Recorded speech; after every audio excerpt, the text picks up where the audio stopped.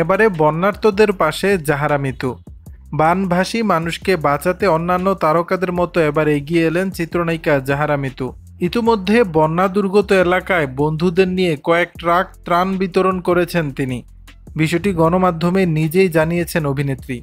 ত্রাণ দিয়ে বন্যার্ত এলাকা থেকে ফিরে এসে জাহারা মিতু বলেন, ত্রাণ বিতরণের খবর প্রকাশ না করে পারলে সবাই আমাদের টিমকে ত্রাণের ব্যবস্থা করে দিন। দুর্গত এলাকার মানুষের অবস্থা খুবই খারাপ। এসব দৃশ্য দেখে অস্থির হয়ে যাচ্ছি, ভীষণ খারাপ লাগছে। তিনি বলেন, আমি ফেসবুকে ত্রাণ বিতরণের কোনো লেখা শেয়ার করতাম না, যদি বন্যার্তদের সাহায্যের জন্য সবকিছু পেয়ে যেতাম।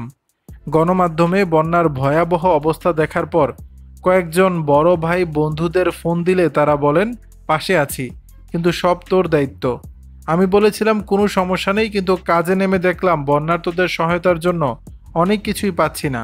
তখন এক বন্ধুর পরামর্শে ফেসবুকে পোস্ট দিলাম, দেখলাম কাজগুলো সহজ হয়ে গেছে।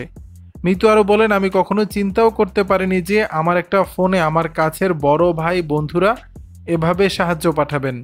তারা না থাকলে বন্যা দুর্গত এলাকায় এত ত্রাণ পৌঁছে দিতে পারতাম না।